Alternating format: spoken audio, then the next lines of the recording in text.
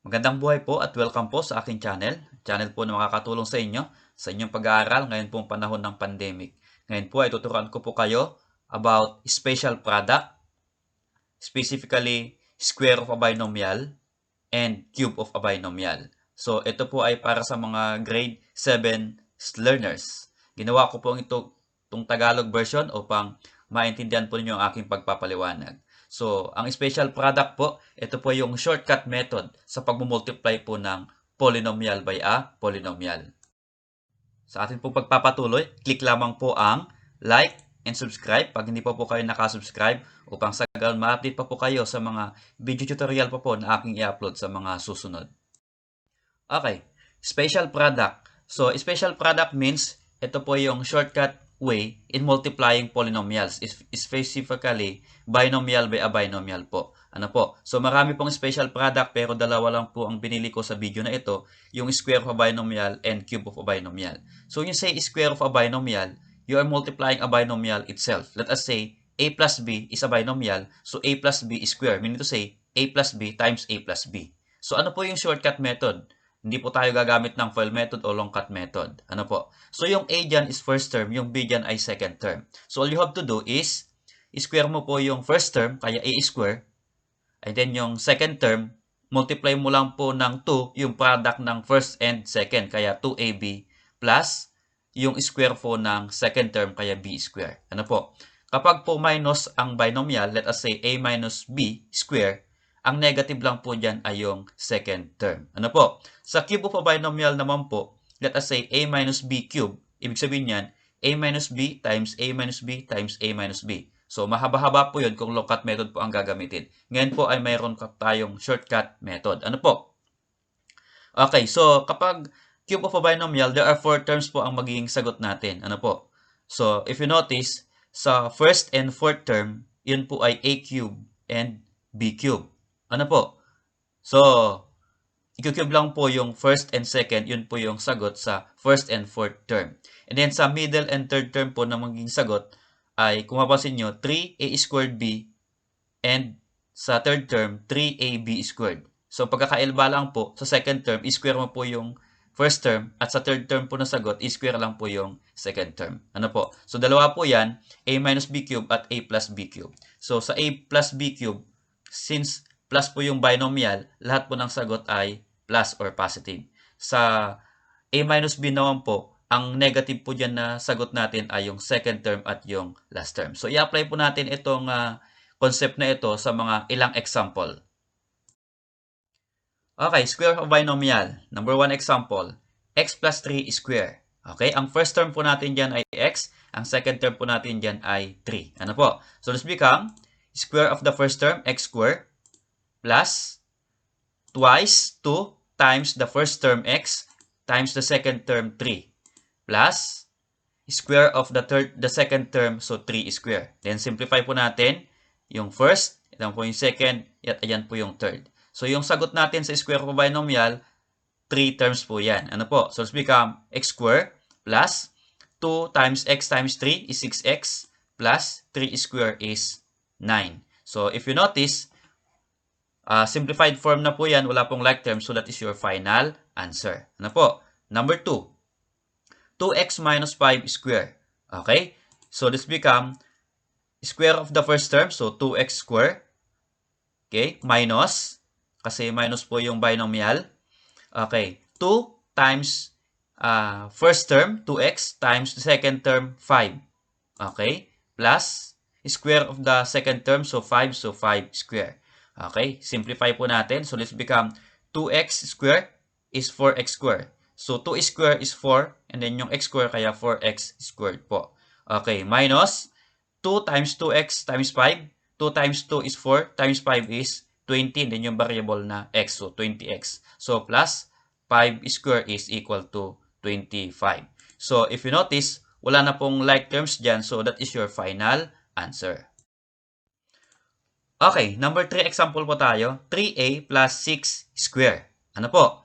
So, sa ating square of binomial, there are 3 terms na magiging sagot natin. Ano po? Since plus po yung binomial natin, so lahat po dyan sa pagitan ay plus. So, try po nating i-oral, Okay, kung kaya po natin. Ano po? Para mas mapabilis po yung pag-multiply natin ng binomial or squaring a binomial. Okay, yung first term po ay 9a squared means 3a square of the first term is 3a. 3a square. So 3 times 3 is 9 then a square. Ano po? Ano po yung second term na maging sagot po natin? Ano po? I-multiply lang po natin yung first and second. 3a times 6 is 18a times 2. Ano po? So 18a times 2 is 36a. At yung third term po natin, i-square lang po natin yung second term. 6 square is 36. So, yan na po yan. Ang magiging sagot po natin is 9a square plus 36a plus 36. Ano po? Okay, number 4. Oral po natin. Okay? So, lagay po tayo. Magiging tatlo po yung ating term na sagot.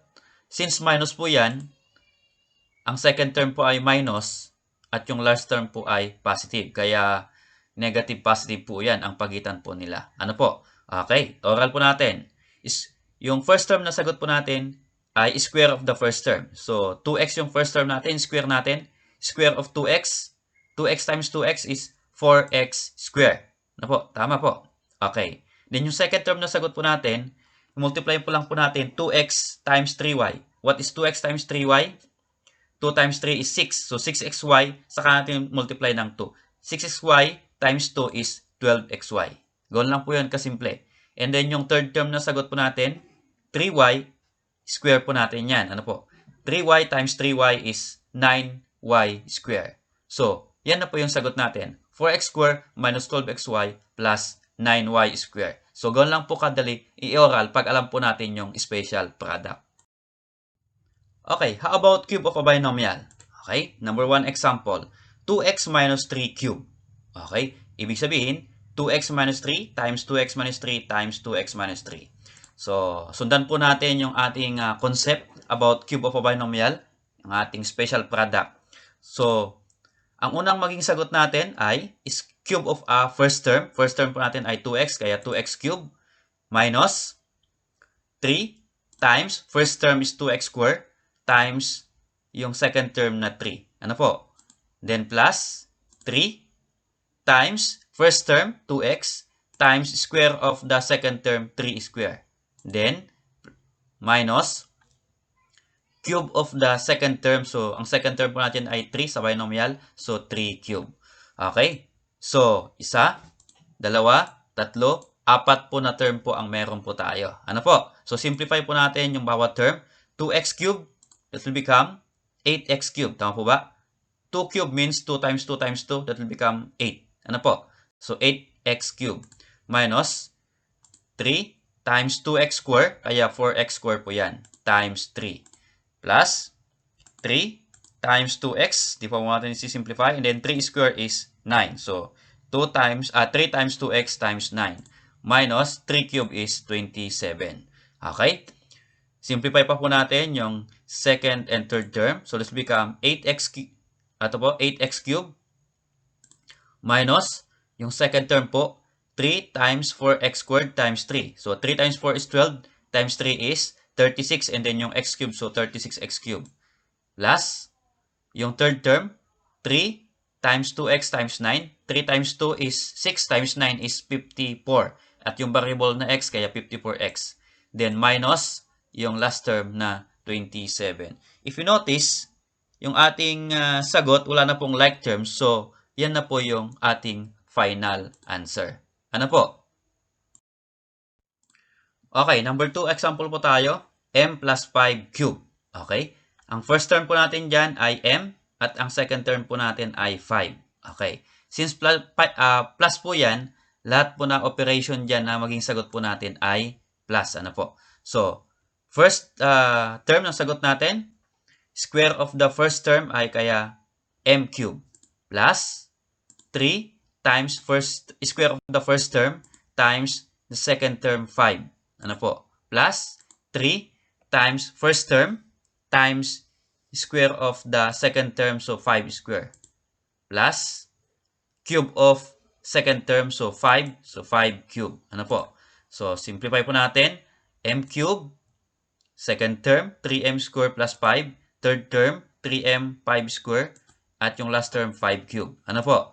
So, simplify po natin yung apat na term. So, m cube. So, pwede na pong tanggalin yung parenthesis, kaya m cube. Ano po? Plus 3 times m square times 5 plus 3 times m. Simplify po natin yung 5 square, kaya po yan ay 5 square is 25 plus 5 cube is 125. 5 cubes means 5 times 5 times 5 is 125. Ano po? Okay, so simplify pa po natin. Yung m cube po, yan, plus 3m cube, 3m square times 5, that become 3 times 5 is 15, so 15m square. Ano po? And then plus, yung ating pong third term, 3 times m times 25, that is 75m. Then plus, yung last term po natin, 125. If you notice, wala na pong like terms dyan, so that is your final answer. Ano po? Okay, number 3 example po tayo. 3 plus 2 cube means 3 plus 2 times 3 plus 2 times 3 plus 2. Okay, so try po natin i-oral. So pag oral po natin, mag-set po tayo ng apat na blanks kasi maging apat po yung maging sagot natin. Ano po? Since plus po yung binomial, lahat po ng operation dyan sa pagitan po nila ay positive, so plus po. Okay, so ano yung maging sagot natin sa first term? All you have to do is cube the first term. Ang first term po natin dyan ay x, so x cube. Ano po? Ano yung sagot natin sa second term? So 3 times square of the first term, x square, kaya 3x square times 2. So 3x square times 2 is 6x square. Ano po? Sa third term naman po, 3 times first term. So 3, ang first term po natin ay x, kaya 3x times square of the second term. Ano po yung second term natin? 2, square po natin 4. So 3x times 4 is 12x. And yung third term po natin, or yung last term natin rather, cube of the last term or second term, 2 po yung second term natin doon. So 2 cube is equal to 8. So tingnan po natin kung paano po nakuha. So ayan po yung a cube. Okay. So sa second term, paano po nakuha yung 6x square? So 3 times square of the first term, x square times 2. Kaya 3x square times 2 is 6x square. Ano po? Yung third term po, 3 times x times 2 square, that will become 12x. At yung last term po natin is 2 cube. So, yan lang po yan. Kung hindi pa po gaanong naintindihan, balik po kayo sa unang example para po masundan at mamaster po ninyo on the cube of a binomial at square of a binomial. Thanks for watching po. Again, don't forget to like and subscribe for more videos. Mabuhay po kayo.